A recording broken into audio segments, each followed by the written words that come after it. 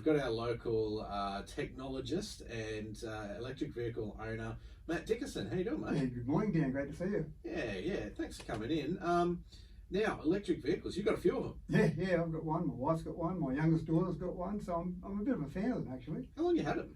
Well, I've had these models here. I've had the oldest ones about 3 years now, but I go way back to about 2012 was my first EV, and they've obviously changed a bit over those last 9 years. And so I've seen the progression of them, and I've seen how they're slowly, ever so slowly, Dan, moving into mainstream, but there's a little way to go there yet. Yeah. I mean, back in 2012, that would have been mostly hybrid cars, I'm guessing? No, I'm talking about proper EVs. My first hybrid I had in 2005, so that goes back a long time ago. But in 2012 was the first one that was a car that was driven by electricity, and that was primarily, it was a Holden Volt was a car. It was actually all electric except it had a petrol motor as a backup motor. So if you actually ran flat in the battery, you actually had this motor that didn't drive the car, it just charged the batteries up again. So it was great for running around town, and then a long trip would use the petrol engine. Well, the reason we got you in today is because that Infrastructure Victoria panel consists of around about 211 people, and they are recommending that the sale of petrol cars should be banned from 2030. Now, that's just 9 years away. How big are the changes in the last 9 years? Well, they've been big in the last 9, but I think when you see organisations, whoever they might be, government or non-government organisations, asking for the banning of electric vehicles, I don't think it's going to be something that needs to be banned, because it's going to move much more quickly than we even think. So there's some countries around the world now that are banning electric car sales by, say, 2025. So 2030 is actually not a groundbreaking idea, or it's not even leading the way across the world. There are some places where it's already hit over 50%. So Norway, for example, a year ago was the first month they had where new vehicle sales were over 50% for that month, and they're well and truly every month now in Norway they're over 50%. Other countries are up around 20-30%. Australia, a little bit behind, about 0.6% of new car sales last year were electric vehicles. And some of those countries are doing it with a range of incentives and a range of, I suppose, government leading ways. In Australia, we still think that they're terrible, and the government kind of puts out that messaging, unfortunately. So 2030, again, I think the world will have moved well and truly by then. We sit here now and go, it's only 9 years away. Oh, I wonder if it'll happen. In 9 years' time, Dan, you and I have a conversation and go, remember when we said 9 years ago that this would be interesting? It's going to happen well and truly before then anyway. Yeah, right. I mean, look, one of the biggest, I think, for the people who haven't really looked into it, and let's face it, I fall into this category as well, is we've got so much space to cover. We've got so much space in between, especially regional towns in Australia. So you're like, okay, I've got a 500 kilometre round trip. Am I going to be able to do that on one tank of fuel or one battery load? Yeah. What are the ranges of cars these days, electric vehicles? And they do, excuse the pun, they do range a lot from one car to another. But for example, one of my cars has got a 632 kilometre range. So that's fine. I can drive to Sydney and part of the way back if I want to. But other cars, depending on the price and the models, might only have a 270 kilometre range. So you've got this whole variety there. But the thing, and that was one of my concerns when I first started looking at vehicles that are purely electric with no backup petrol engine. One of the things that a lot of the electric car manufacturers talk about is safe driving. Is we all talk about stop, revive, survive. We should only drive for about 2 hours at a time and then have a bit of a break. And I've actually tried to get into the habit of that myself. So rather than jump in the car and drive all the way to Sydney, which is about a 5-hour drive, driving sensibly, I might stop halfway, say around Bathurst. And oh, gee, look at that. There happens to be a charging station there at Bathurst. So rather than try and do the whole trip in one go, I'll drive to Bathurst, stop there, maybe 10-15 minutes, just have a coffee, just have a quick break. In that 10 or 15 minutes, I've basically put back in the charge that I've already driven from Dubbo to Bathurst, and then I've almost got a full tank of fuel, if you like, a fuel battery again, and off I go. So the whole idea is that if you wanted to go and, let's say you had family in Lithgow, if you were to drive to Lithgow, visit the family and drive back, you wouldn't need a car that had a 500 kilometre range. You'd need a car that had about a 250 kilometre range. Get to Lithgow, plug in, charge up, see the fam, have a chat with your friends, whatever, and then drive back home again. These 15 to 20 minute charges, are they only in the specialised one like we've got near the Western Plains Cultural Centre here in Dubbo? Is it only those ones that do the quick charge, or can you have one at home that charges just as fast? So there's typically three styles of chargers. Okay. One that you're talking about there, the Western Plains Cultural Centre. There's an NRMA charger there. There's a Tesla supercharger. So those typically charge. The Tesla one charges about 800 kilometres per hour. So in 15 minutes, you're going to get about a quarter of that, so maybe 200 kilometres. Mm-hmm. The NRMA one isn't quite as fast as that, but you'll still get about 300, 400 kilometres an hour, depending on your car, out of the NRMA one. So you're getting fairly fast charging out of those. At home, you might have a fast charger. So not a supercharger, a fast charger, which might charge at about, say, 70 kilometres an hour. But you've also got every power point. I've gone and visited friends and I've just said, oh, while I'm here, just staying overnight, can I just plug in your power point? And they look at me strange. And then, what do you mean plug in your power point? And so you can just plug in a normal power point. And again, depending on the car, that might only charge at about 10 or 15 kilometres an hour. But that's quite handy if, again, you go and visit a friend overnight, you plug in a normal power point, you're going to be there for 10 or 12 hours. Well, that's added another, say, 100, 150 kilometres to your range. So the main difference I find is you just plan your trip. If you want to go, we went over a couple months ago, holidays with the kids up to Coffs Harbour, and we just planned the trip. Oh, there's a supercharger at Tamworth. We'll drive Tamworth, we'll have lunch there. Plug in the charger, have lunch, unplug, keep driving to Coffs Harbour. I couldn't go from Dubbo to Coffs Harbour easily in one go, but it also wouldn't be sensible from a safety perspective to drive from Dubbo to Coffs Harbour all in one go. No, that's right. That's right.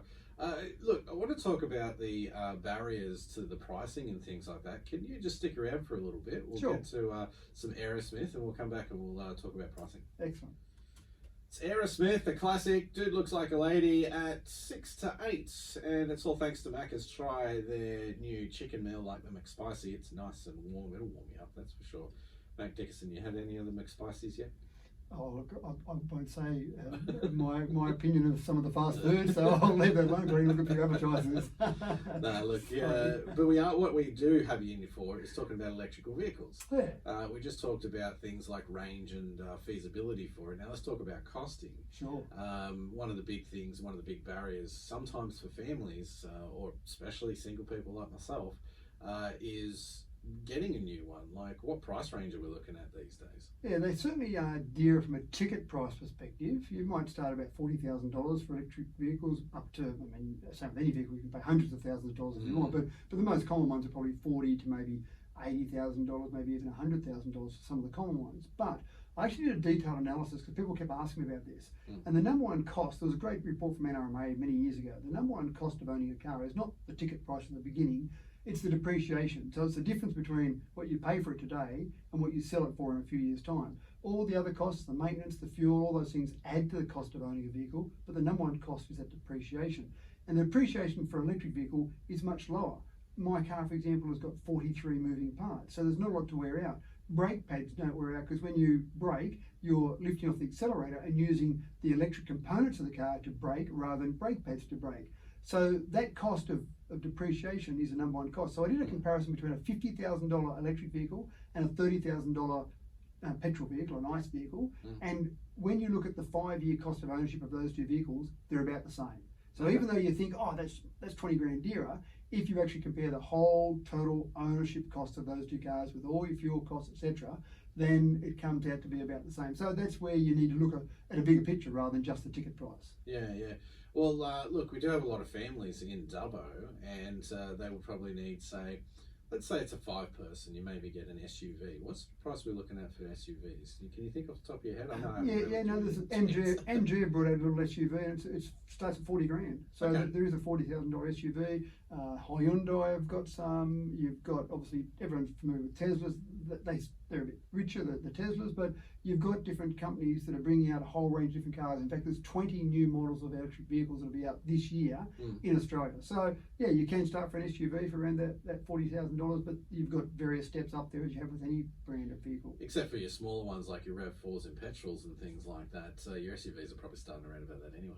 They're probably, yeah, you might get some of those for 30 grand, but yeah, you're probably right. You're probably getting up around that 40 grand anyway before you get to those ones. SUVs probably is probably more common with sedans, with electric vehicles. And take the family, as you said, a 5-person family, you've probably got 2 cars in that family. One car is probably the one they more use for their trips. The other car is probably taking kids to school car, going in the street car, do some shopping car.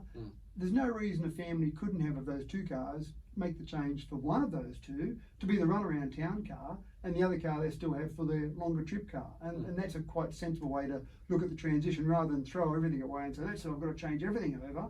You can do that staged process, and that would be a huge saving for a family to have one car to run around town in. Well, finally, something that usually goes in the family budget is how much is it going to cost from fuel when you're stopping off by the fuel station. Now, obviously, an electric vehicle plugging in, it's good if you've got a friend that you can just plug into theirs. But something like the station at the Western Plains Cultural Centre, do they charge for when you connect? So there's a few different concepts around there. NRMA charges across the state are free. So you can go to any NRMA charger, plug in your car, whatever car plugs in there, and it's not going to cost you anything. I imagine that at some point in the future, NRMA will say, hey, we've introduced this now, we're going to start charging you, but at the moment free. The Tesla superchargers are free for some models of Tesla. Other models of Tesla, they'll give you the first 1,500 kilometres for free. Other models of Tesla, they'll start to charge you for. But you would only, if you're paying for the electricity from a Tesla supercharger, you would only use those on trips. If you use your home charging, and a lot of people, I've got 10 kilowatts of solar panels, so I use solar panels to charge my cars at home. But even if you didn't have that, you'd use off-peak electricity. And to fully charge my tank in my car, 632 kilometres, costs about $12 in electricity. So they're incredibly cheap if you just were using your own electricity, and using off-peak is sensible if you don't have solar panels. If solar panels, then you're really paying nothing. And what you're getting paid by electricity companies at the moment to put that electricity back in the grid is a small amount, so it's actually better to put it into your car and use it rather than just put it back into the grid and get paid for it. So long story short, NRMA are doing free at the moment. Tesla have like a couple of little deals. Yep. If you're doing it from home, you just have to be a little bit more clever about it. If you happen to have solar, which you're getting government rebates and stuff on anyway, Yep. then if you're clever, then you can actually save a lot of money in the household. It can be, and I wouldn't say it's always free, but I'd say the average cost, you might average it out on a whole range of different things. You might end up paying about $5 or $10 per tank of fuel, if you like, for a long range vehicle, which is pretty cheap. Yeah. Now, where would you recommend people go? Do you have a place yourself that has information on electrical vehicles, or somewhere else? Yeah, I don't, but there are companies in Australia. Arena, for example, is basically a website. If you just go on to Google and search for electric vehicles Australia, you'll find a range of different sites that have got information. We've got a group called Devious,